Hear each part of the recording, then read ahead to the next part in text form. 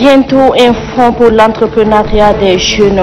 Les élus ont adopté le dit projet ce matin à l'issue d'une plénière à l'Assemblée nationale. C'était en présence du président de l'Assemblée, Dr Haroun Kabadi. La France, à travers l'Agence française de développement, vole au secours de l'État tchadien. Des dispositifs de lavage des mains contre le coronavirus ont été remis ce lundi au maire de la ville de N'Djamena en présence de l'ambassadeur de la France au Tchad. Vous aurez les détails dans un instant. C'est tout pour le sommaire. Mesdames et messieurs, bonsoir et merci de nous recevoir chez vous ce soir. Au Palais de la démocratie, siège de l'Assemblée nationale, les élus du peuple ont adopté le projet de loi portant création d'un fonds pour l'entrepreneuriat des jeunesses. C'est à l'issue d'une plénière dirigée par le président de l'Assemblée nationale, Dr Haroun Kabadi. Reportage de Barobert. Les élus du peuple approuvent le projet de loi portant création d'un fonds pour l'entrepreneuriat des jeunes. Cet instrument juridique définit un cadre légal pour le financement des projets en faveur de la jeunesse. Il met en place un mécanisme d'octroi de prêts par les banques commerciales avec la garantie de l'État représentée par le ministère des Finances et du Budget. Le gouvernement se porte garant auprès des banques commerciales pour un prêt de 30 milliards de nos francs. Pour la Commission économique et plan de l'Assemblée nationale, cette initiative participe à la lutte contre le chômage et par ricochet au développement socio-économique du pays. Il s'agit d'un projet d'affaires qui dépend de deux choses. Le sérieux du dossier et la moralité du demandeur. Le sérieux du dossier présenté et la moralité du demandeur sont quand même deux choses qui peuvent inciter un banquier à dire bon, je prends la décision d'accorder le crédit ou de ne pas l'accorder. Aujourd'hui, nous avons plusieurs domaines dans lesquels les jeunes ont des prétentions, mais qui ne peuvent pas franchir le cap des difficultés de financement. Premièrement, le domaine agroalimentaire. Vous avez sur le champ, là, Monsieur le Président, vous qui faites un peu l'agriculture et tout, vous voyez que les jeunes sont en train de vouloir produire des choses nouvelles, une agriculture nouvelle, mais ils sont freinés, Monsieur le Président. Ils ne peuvent pas évoluer. Oui? Dans le domaine de l'informatique et de la compétitivité, en ce qui concerne l'auto-emploi et tout, je crois que nous avons énormément de jeunes bien formés dans les universités internationales qui sont revenus au pays et tout ça, qui veulent bien se lancer dans l'auto-emploi et qui ne peuvent pas parce qu'ils sont coincés par le problème de financement. Même si la représentation nationale donne quitus au gouvernement, les élus du peuple invitent les potentiels bénéficiaires à orienter leurs projets dans le secteur agricole. Les élus du peuple souhaitent en outre que les potentiels bénéficiaires s'organisent en groupement. Ils insistent également sur le mécanisme de suivi de ces projets. Répondant aux préoccupations des élus du peuple, le ministre des Finances et du Budget soutient que toutes les conditions sont réunies par le gouvernement pour la mise en exécution des projets en faveur de la jeunesse. Pour le ministre des Finances et du Budget, l'adoption de cet instrument juridique par l'Assemblée nationale vise à définir un cadre légal pour le financement en faveur des jeunes. Je vous propose de suivre le ministre des Finances, Tahir Hamid Guélé.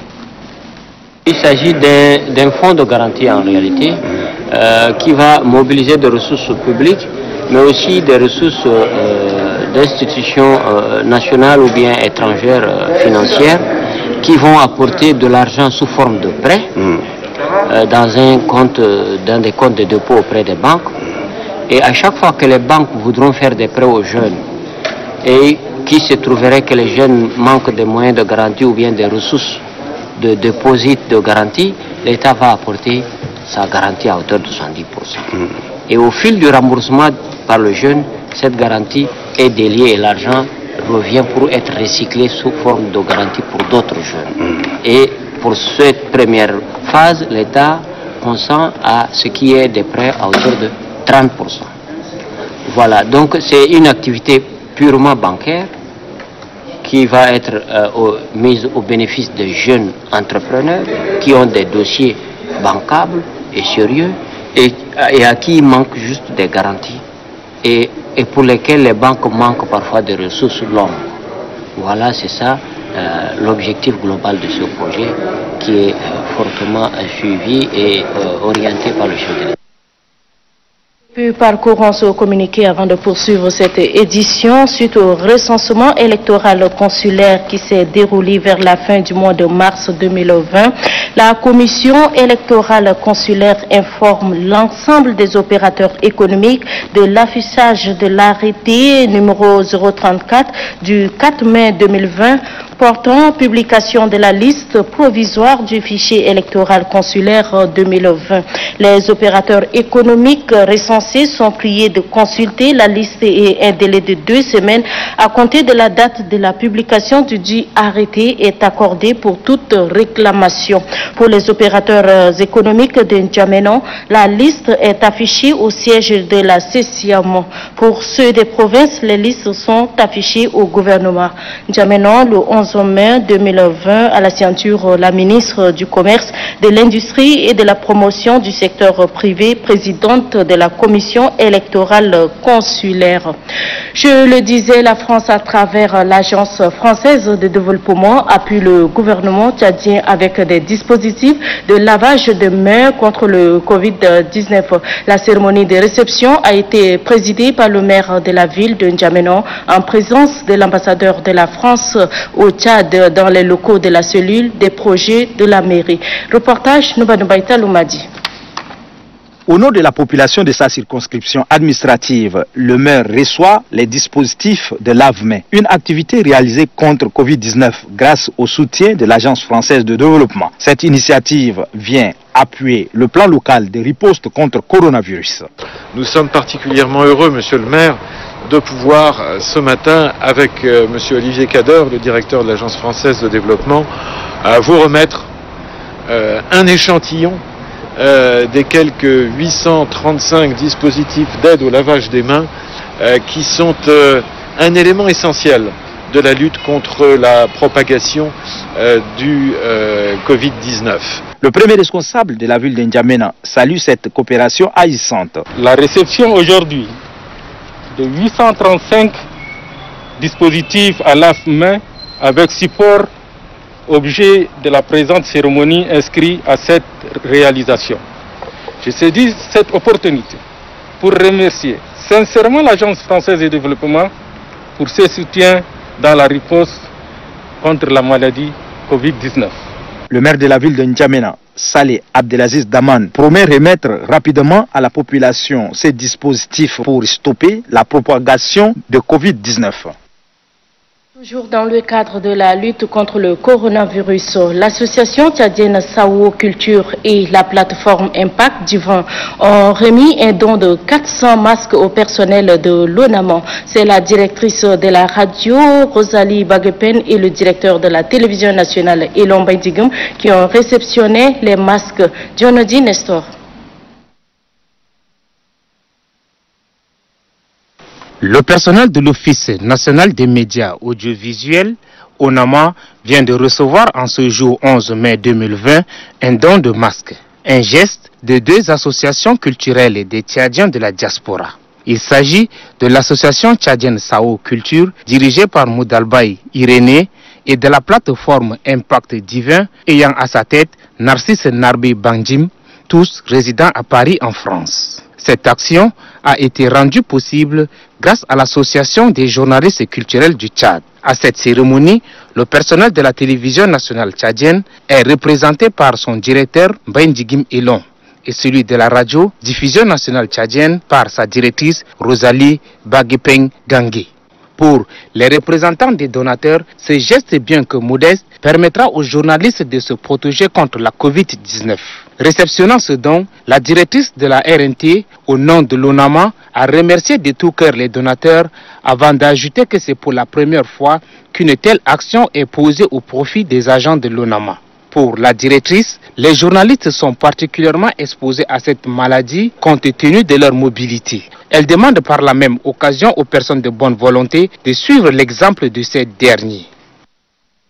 Et puis en cette période du mois saint de Ramadan, l'association Moua pour le secours humanitaire, par la voix de sa présidente Halime Abdoulaye, lance la campagne de distribution des vivres aux personnes vulnérables des communes de la cité capitale. Aujourd'hui, plus de 300 ménages du quartier Gozaltor dans la commune du 10e arrondissement ont bénéficié des paniers ménagères. Mohamed Oumar Moussa.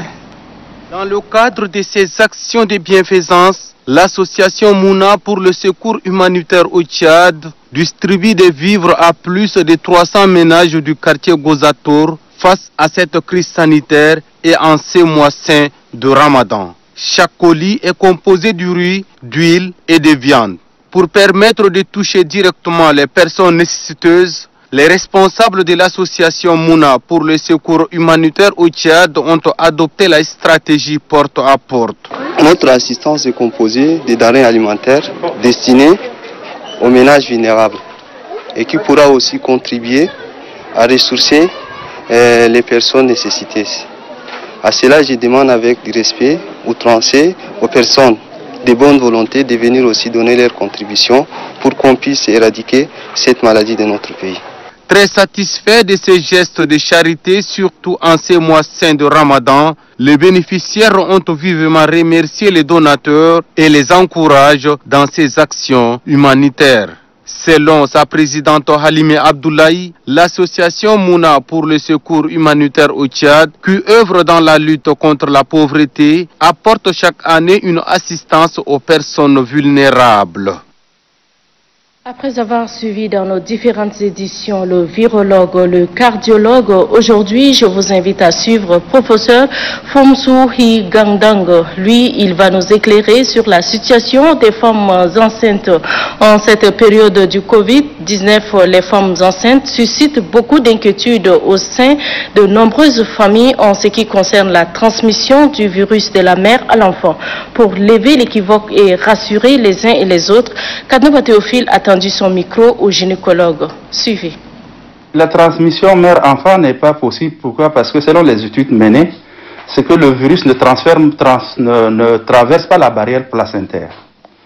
Parce que pour que le virus soit transmis au nouveau-né, il faut qu'il y ait une transmission du virus de la mère au fœtus via le placenta, qui est la zone de connexion entre donc les deux entités, c'est-à-dire la mère et le fœtus. Et également, les études montrent que le liquide amniotique, c'est-à-dire l'eau dans laquelle se trouve l'enfant pour sa nourriture, pour également ses mouvements, il n'y a pas le virus dans ce liquide amniotique. Donc le fœtus, même s'il inhale le liquide amniotique, étant donné qu'il n'y a pas le virus dans ce liquide amniotique, il n'y a pas de transmission donc, de la mère à l'enfant. Donc ce sont ces deux théories-là qui font comprendre jusqu'à présent qu'il n'y a pas une transmission de la mère à l'enfant du virus, du coronavirus ou du Covid-19. Quant donc à la naissance, le nouveau-né doit être mis dans un berceau et distant de la mère d'au moins 1 mètre, 1,5 mètres, voire 2 mètres. La mère doit, c'est-à-dire l'accouchée, doit porter le masque pour donc pouvoir protéger son enfant. L'autre aspect de la question peut-être que les gens se posent aussi, c'est l'allaitement. Mais il est démontré également qu'il n'y a pas une transmission du virus via le lait maternel. Donc les mesures de protection pour éviter que l'enfant puisse être contaminé, c'est la distanciation physique, que certains appellent distanciation sociale, le port de masque par la mère et les mesures de prévention, le lavage de mains et tout l'ensemble des mesures que vous connaissez pour donc éviter la transmission du virus d'individu à individu. Donc si ces principes sont respectés par la mère, le nouveau-né ne contractera pas également le coronavirus. Sachez également que le comité des étudiants en médecine habitant la commune du 9e arrondissement, l'ONG nationale et l'action humanitaire ont organisé une conférence de presse. La lutte contre le coronavirus était en toile de fond de cette conférence. Les détails avec Abdelaziz Oumar Assabala. Cette conférence de presse, organisée par le comité des étudiants en médecine habitant dans la commune du 9e arrondissement pour la lutte et la sensibilisation contre le Covid-19, annonce les actions à entreprendre et ce, en partenariat avec l'ONG nationale Initiative pour le développement et l'action humanitaire IDA. L'objectif est de chercher des voies et moyens pour empêcher la propagation du coronavirus dans la dite commune.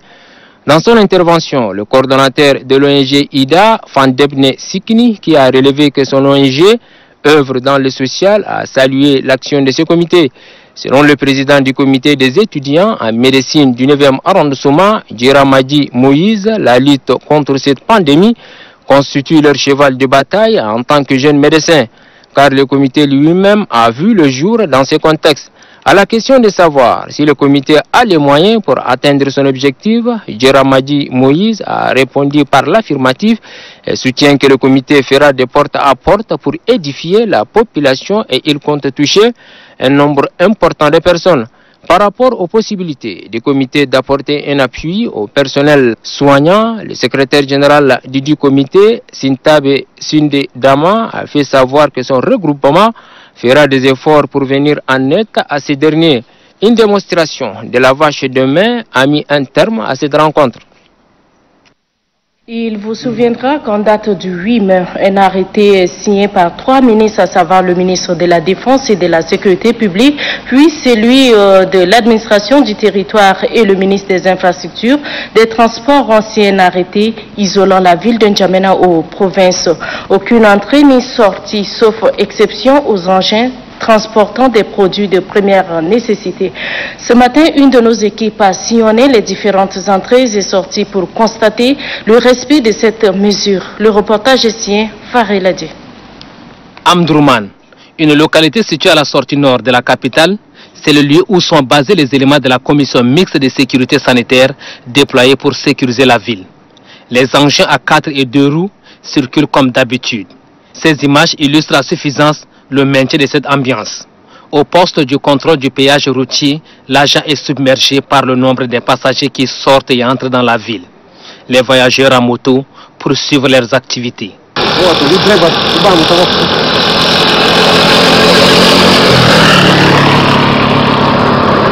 Ici, c'est le second poste de sécurité de Tokora dans la commune du 9e arrondissement. Malgré cette canicule, la commission mixte de sécurité sanitaire assure la mission qui lui est confiée.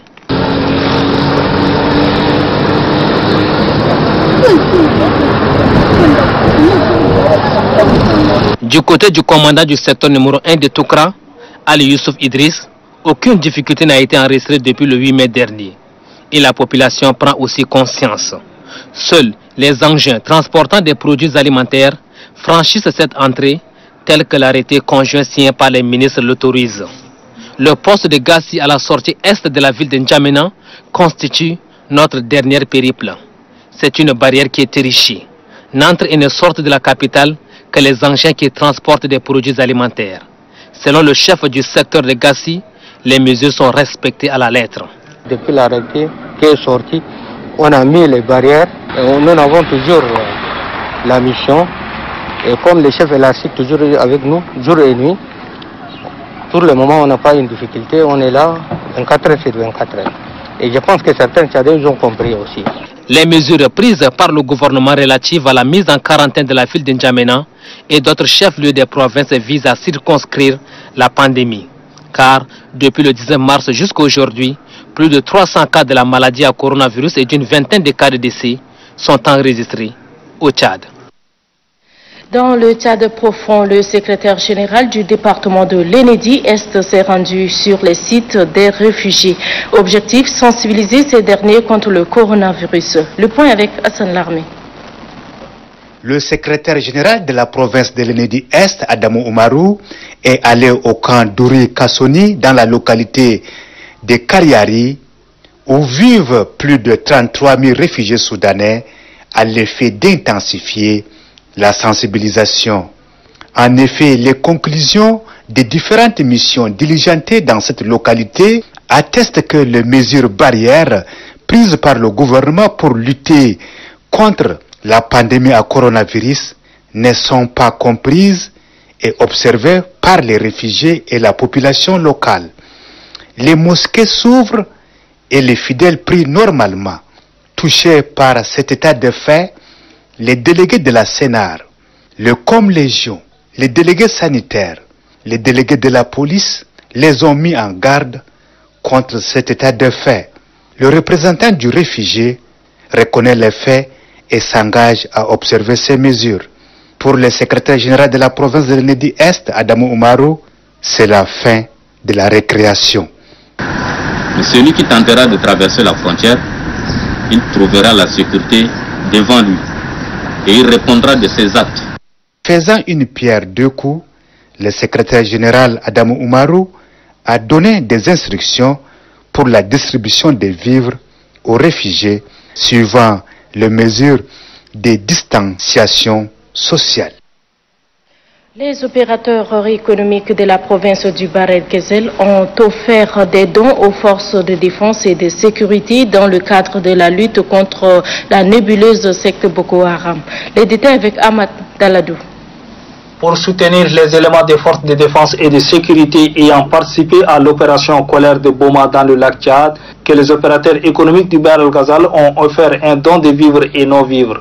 Ce don est constitué essentiellement de 50 sacs de riz de 25 kg, 50 sacs de sucre de 25 kg, 50 cartons d'huile et 100 cartons de pâtes alimentaires. La cérémonie de remise de ces dons est présidée par le gouverneur de la province du Bahr el Ghazal, le général Ramadan Erdebou. Le président des chambres de commerce du Bahr el Ghazal, Chérif Saleh Senoussi, a souligné que cette aide permettra d'assister et d'apporter notre soutien à nos forces de défense et de sécurité dans leur mission patriotique. Chérif Saleh Senoussi exprime son soutien aux vaillantes forces de défense et de sécurité, au premier rang duquel se trouve Idriss Déby Itno, président de la République, chef de l'État, chef suprême des armées, pour avoir chassé les terroristes. Réceptionnant ces dons, le gouverneur de la province du Bahr el Ghazal, le général Ramadan Erdebou, a, au nom du président de la République, remercié les opérateurs économiques pour ces gestes en faveur des forces de défense et de sécurité. Ramadan Erdebou de poursuivre que cet appui va permettre à notre armée de mener à bien son action sur le terrain. Les opérateurs économiques ont profité de l'occasion pour remettre 20 cartons de savon à la délégation sanitaire provinciale du Bahr el Ghazal, si alors que ces dons des opérateurs économiques s'élèvent à un montant de 4 millions de francs CFA. La Fondation Grand Cœur a remis un don de vivres à la population de Faya Larjo. Ce don est composé des sacs d'huile, des cartons, du riz et du sucre. J'y arrive. Dido Adama Hakimou. 24 quartiers qui renferment la commune de Faya, dont 10 personnes démunies par quartier ont bénéficié de ces dons, composés de 240 sacs de riz de 25 kg, 120 cartons de bouteilles d'huile d'1 litre et 240 sacs de sucre de 7 kg. Le représentant du point focal de la Fondation Grand Cœur, Dr Saleh Koré, remettant officiellement ces gestes humanitaires au secrétaire général de la province du Borkou, a souligné que la présidente de la Fondation Grand Cœur, Hinda Déby Itno, à travers ses gestes, vient une fois de plus témoigner son indéfectible soutien à la population du Borkou en général et celle de Faya en particulier. Le maire de la ville de Faya, Harangi Abakar, réceptionnant ces dons de main du secrétaire général de la province du Borkou, a assuré à ces derniers et aux représentants du point focal de la Fondation Grand Cœur que ces dons seront distribués équitablement aux bénéficiaires. Outre, Harangi Abakar, au nom de toute la population, a remercié la fondatrice de cette organisation pour ses nombreuses actions toujours efficaces. Abakar Hissène Dididi, secrétaire général de la province du Borkou, dans une expression poétique dit que de la main sur le cœur au grand cœur, des œuvres toujours philanthropiques sont mises en œuvre par la première dame Hinda Déby Itno. Abakar Hissène Dididi a invité les distributeurs à l'équité et de traiter sans complaisance les personnes vulnérables bénéficiaires de ces dons. Pour les bénéficiaires, elles n'ont pas tari d'exprimer leur profonde gratitude à la bienfaitrice Hinda Déby Itno. Fatima Haroun, présidente du centre Grand Cœur du Borkou, a saisi cette occasion pour remettre au secrétaire général de la province du Borkou un paquet de cache-nez. Pour elle, ces cache-nez sont destinés aux couches vulnérables pour leur permettre de se préserver de la pandémie de Covid-19.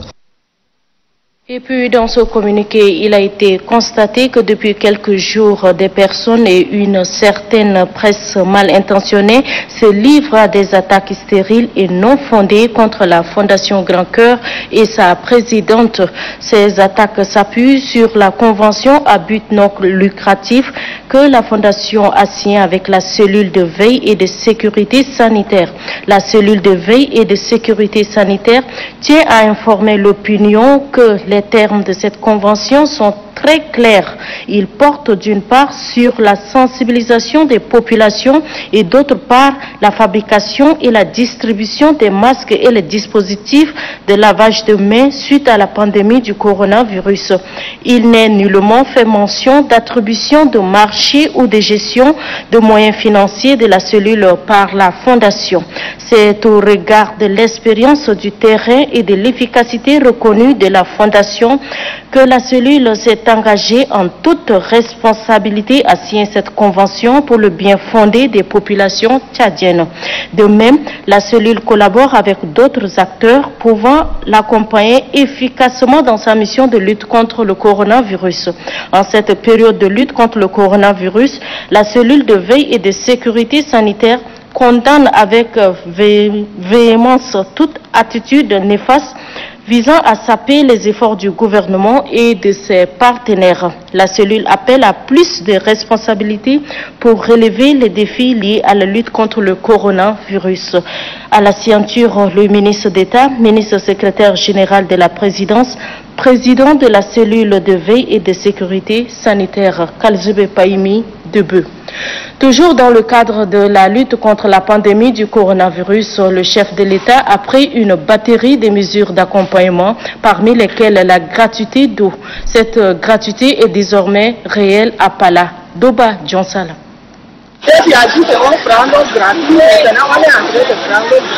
La gratuité de l'eau durant 6 mois est effective à Pala. C'est la mise en œuvre d'une des mesures présidentielles d'assistance aux populations suite à la crise économique créée par la pandémie du Covid-19. Dans les bornes fontaines publiques, les ménagères se ravitaillent à cœur joie le précieux liquide, source de vie. Pour la mise en œuvre efficiente de la promesse présidentielle, le maire de la ville de Pala, Taouindabo, a convié à une réunion les responsables de la STE et les fontainiers. Il s'agit de clarifier la gestion des bornes fontaines durant les 6 mois à compter du 1er avril 2020, conformément à la décision du président de la République, Idriss Déby Itno.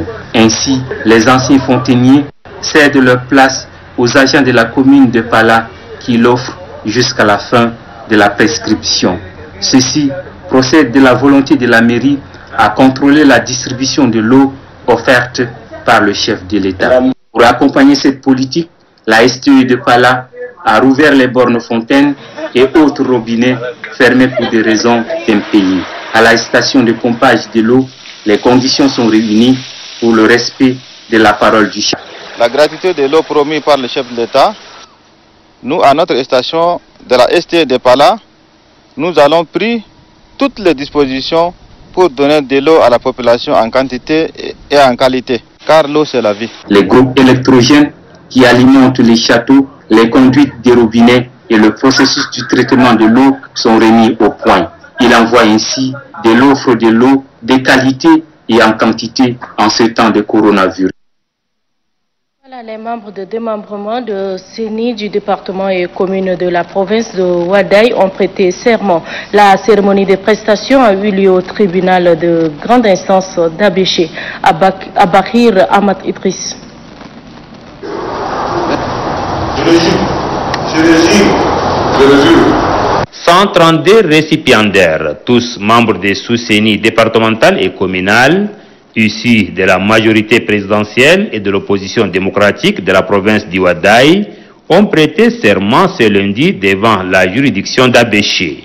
C'était en présence du gouverneur de la province, le général Ibrahim Saïd Mahamad, et du délégué de la CENI d'Ouaddaï, Gundul Vikama. Tout a commencé par la lecture de la liste des récipiendaires faite par le greffier en chef, Maître Issa Ahmad Ramadan, puis s'en est suivi la réquisition du procureur de la République, Hassan Djamous Hashim, qui rappelle la portée du présent serment.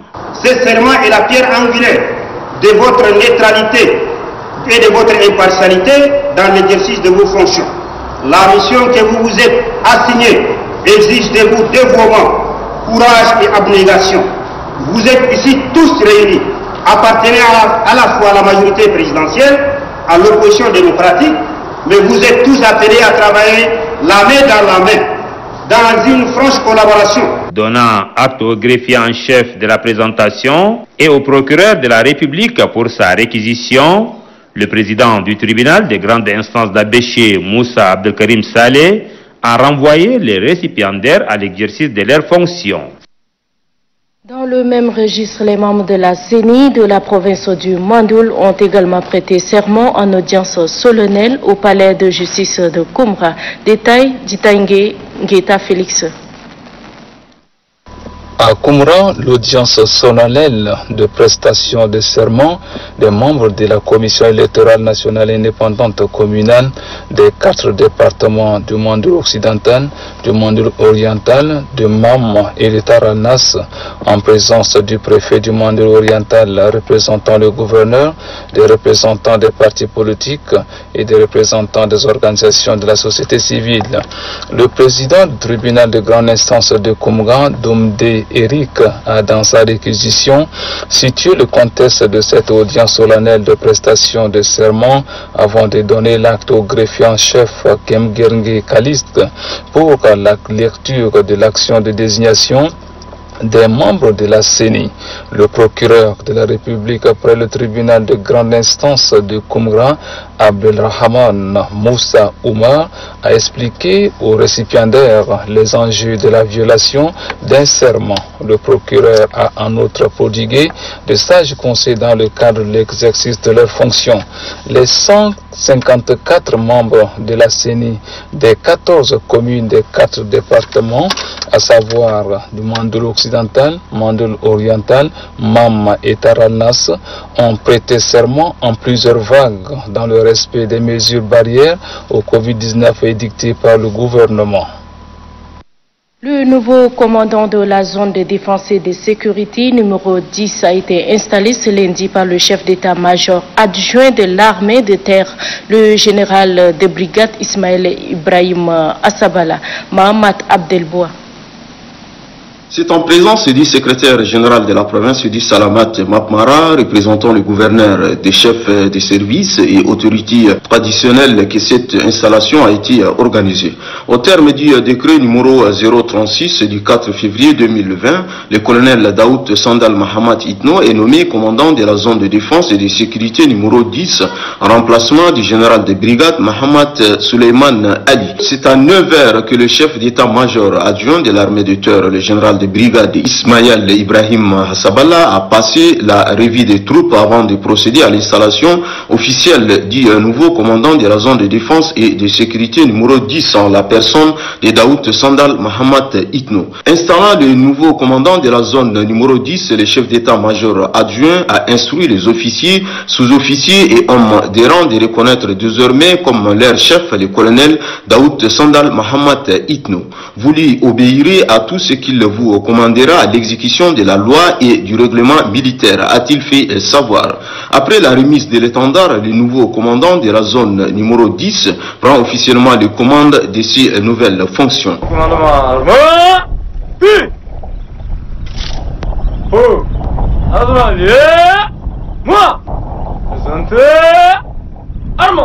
En respect strict aux mesures édictées par le gouvernement pour faire face au Covid-19, la cérémonie a été organisée dans l'enceinte de la caserne de la zone de défense et de sécurité numéro 10.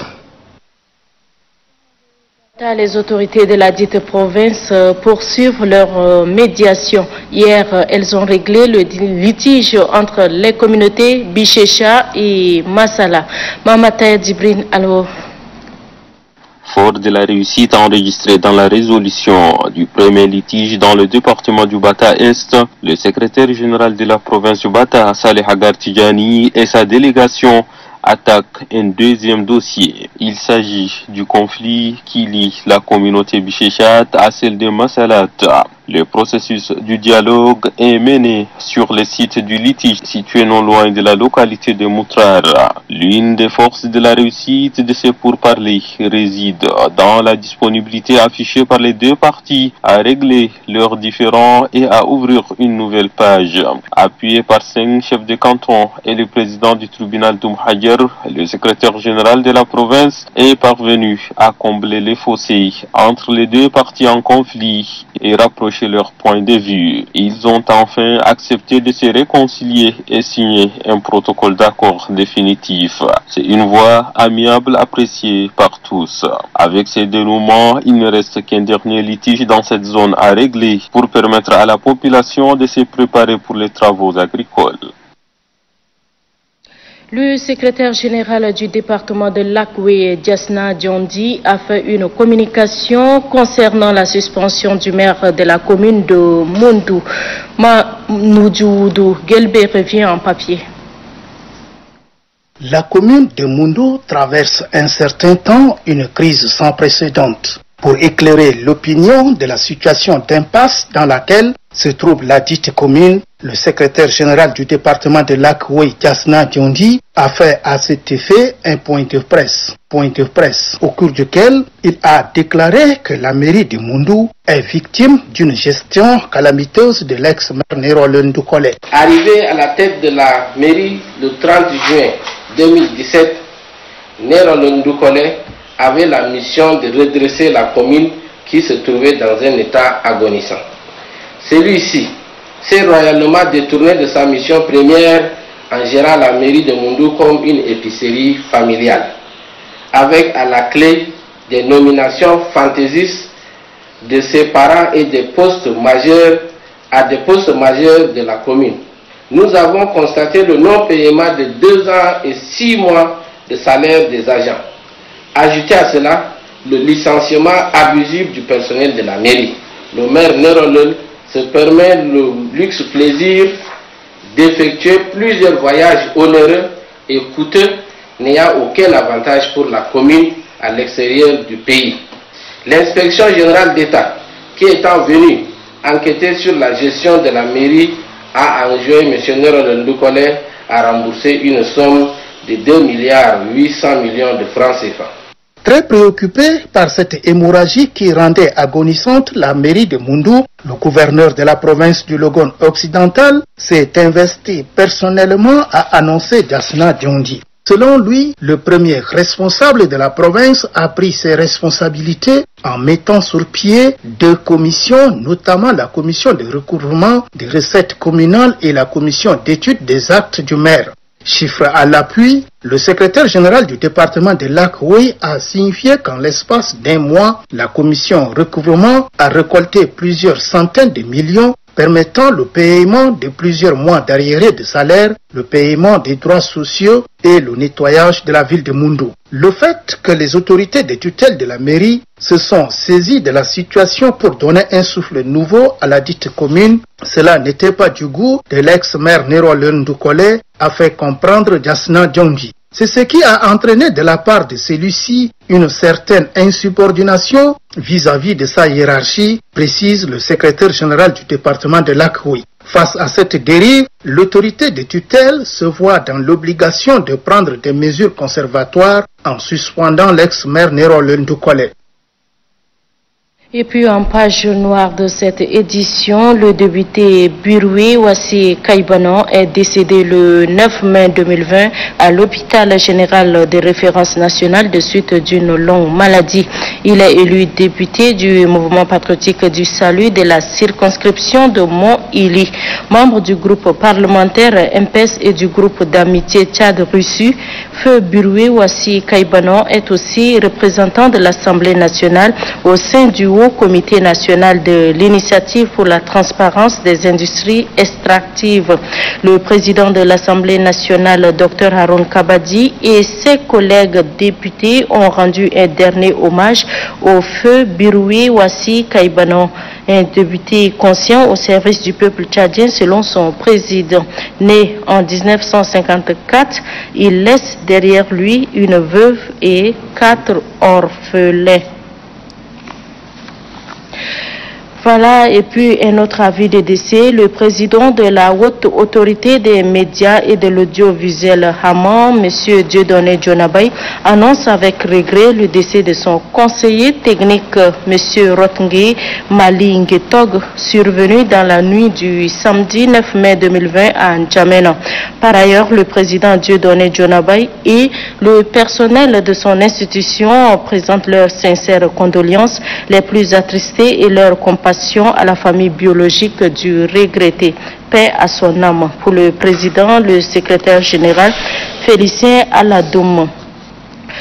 Communiqué de presse, c'est avec une profonde tristesse que le premier président de la Cour suprême, M. Samir Adam Anour, a appris le décès du conseiller Mohamed Adoudou Alazam, survenu le jeudi 7 mai 2020 à N'Djamena de suite de maladie. En cette circonstance douloureuse, le premier président de la Cour suprême, en son nom propre et au nom des membres de la Cour, adresse ses condoléances les plus émues à la famille biologique du défunt conseiller, à ses collègues ainsi qu'à tout le corps judiciaire. Nommé à la Cour suprême par décret numéro 1357 du 7 juin 2018, le conseiller Ahmad Adoudou Alazam a servi à la Chambre administrative avec dévouement. Le Tchad perd en lui un grand cadre. Que Dieu accueille l'âme du défunt dans son vaste paradis. À Dieu nous appartenons et à lui nous retournons. N'Djamena, le 11 mai 2020, le chef de service de la communication et de l'informatique de la Cour suprême, Ahmad Béchir Zahari. Voilà, mesdames et messieurs, c'est ici que s'achève cette grande édition. Merci de l'avoir suivi et surtout prenez bien soin de vous, de vos parents et très bonne suite de programme sur Télé Tchad. Au revoir.